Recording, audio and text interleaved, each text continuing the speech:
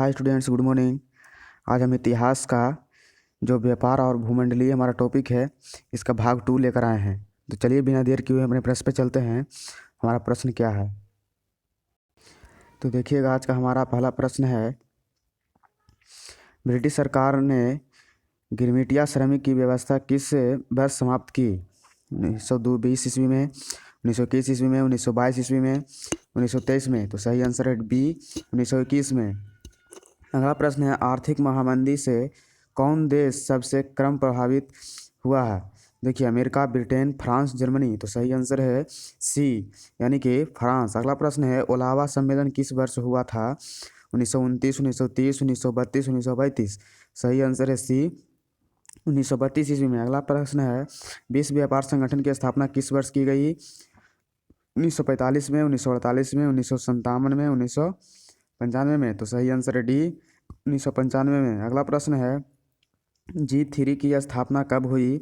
1957, 1967, 1975, 1980। तो सही आंसर है सी, यानी कि 1975 में।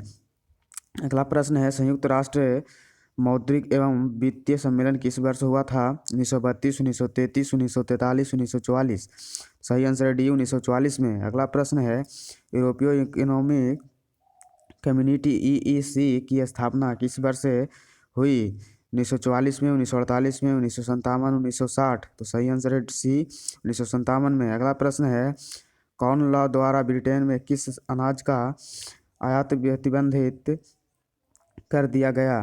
तो सही आंसर है, देखिएगा ऑप्शन पहले, गेहूं का, चावल, मक्का, दलहन। तो सही आंसर है सी, मक्का का। अगला प्रश्न है, 1820 से 1914 के बीच विश्व व्यापार में कितने गुने की वृद्धि हो चुकी थी?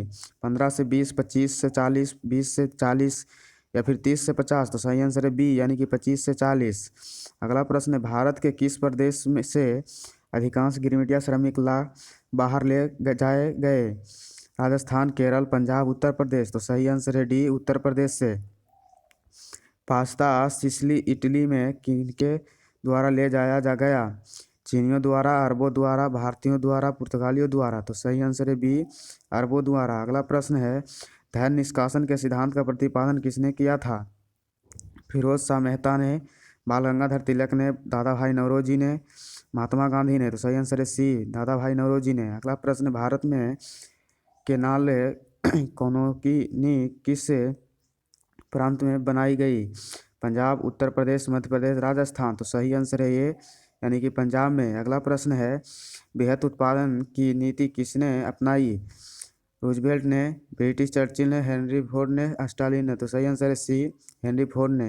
अगला प्रश्न है, ईस्ट इंडिया कंपनी अफीम किस देश में भेजती थी? अफगानिस्तान, अमेरिका, जापान या फिर चीन। तो सही आंसर है डी, चीन में। अगला प्रश्न है, आर्थिक महामंदी का विश्व अर्थव्यवस्था पर क्या प्रभाव पड़ा? उत्पाद में तेजी, उपभोक्ता वस्तुओं की मांग में बढ़ोतरी, अकाल, बेरोजगारी। तो सही आंसर है डी, बेरोजगारी। अगला प्रश्न है, अलेक्जेंड्रिया किस सागर के मुहाने पर बसा हुआ था?